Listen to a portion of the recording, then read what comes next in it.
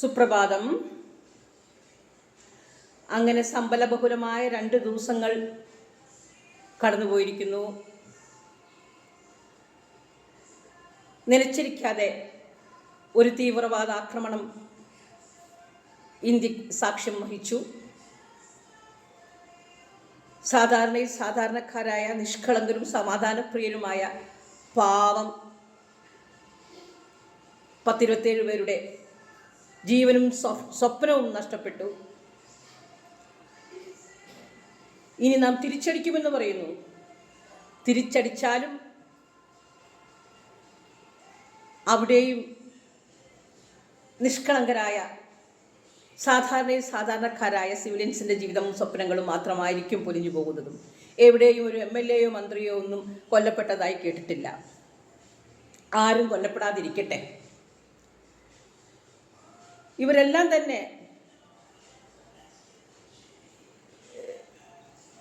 പറയുന്നത് മതത്തിൻ്റെ പേരിലാണ് എന്നാണ്. പേര് ചോദിച്ച് തുണി അഴിച്ചു നോക്കി ജാതി ഉറപ്പുവരുത്തി അല്ലെങ്കിൽ മതം ഉറപ്പുവരുത്തിയാണ് കൊന്നതെന്ന് പറയുന്നു. എന്ത് പ്രാകൃതമായ ഒരു കാഴ്ചപ്പാടാണല്ലേ, എന്തൊരു പ്രാകൃതമായൊരു ചിന്താരീതിയാണ് ഇതൊക്കെ. ഇത്രയും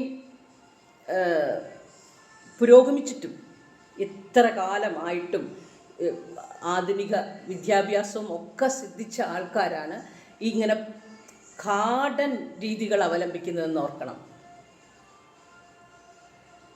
നമ്മളെല്ലാവരും തന്നെ നരജാതിയിൽ ഉള്ളവരാണല്ലോ.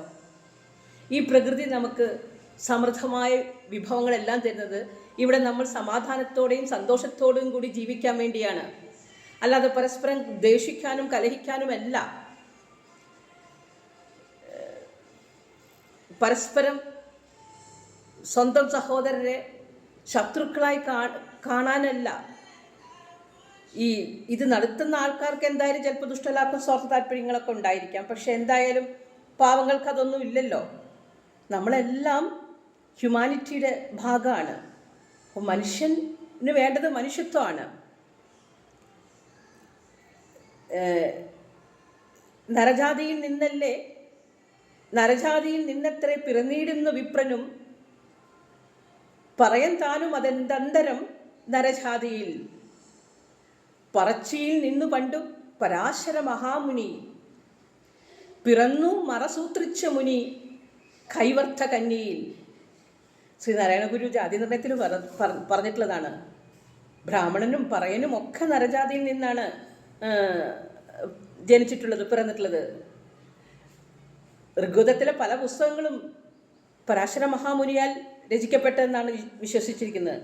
ആ മഹാമുനിയുടെ ജനനം എങ്ങനെയാണെന്ന് ആലോചിച്ച് നോക്കൂ. അപ്പോൾ പണ്ടേ നമ്മുടെ മിത്തോളജിയിലും എല്ലാം തന്നെ ചരിത്രത്തിലൊക്കെ ഇൻ്റർമിംഗ്ലിംഗ് ഓഫ് റേസസ് ഉണ്ട്, സങ്കരങ്ങളുണ്ട്, എല്ലാം ഉണ്ട്. പരസ്പരം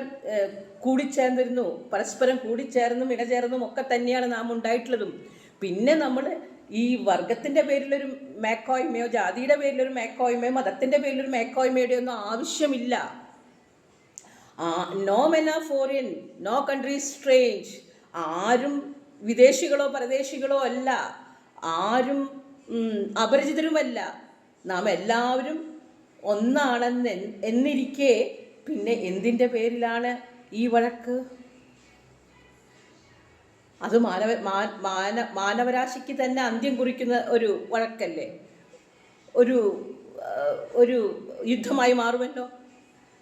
ഈ വരാനിരിക്കുന്ന ദിവസങ്ങളിൽ നാം എന്തൊക്കെ കാണേണ്ടതായിട്ട് വരും, നാം എന്തിലൂടെയൊക്കെ കടന്നു പോകേണ്ടതായിട്ട് വരും, യാതൊരു വക ധാരണയില്ല. കാരണം മനുഷ്യനിങ്ങനെ മൃഗതുല്യമായി ചിന്തിക്കാനും പ്രവർത്തിക്കാനും കഴിഞ്ഞാൽ എന്തും സംഭവിക്കാം. ഒന്നും സംഭവിക്കാതിരിക്കട്ടെ. ശുഭഭാവന, സമർത്ഥ സങ്കല്പം, എല്ലാം നന്നായി വരട്ടെ എന്ന് ആശംസിക്കാം. യുദ്ധമില്ലാത്ത ഒരു ലോകത്ത് നമുക്ക് ജീവിക്കാനാകട്ടെ. മനുഷ്യർ പരസ്പരം ദേഷിക്കാത്ത ഒരു ലോകത്ത് ജീവിക്കാനാകട്ടെ എന്ന് നമുക്ക് പ്രാർത്ഥിക്കാം. നന്ദി.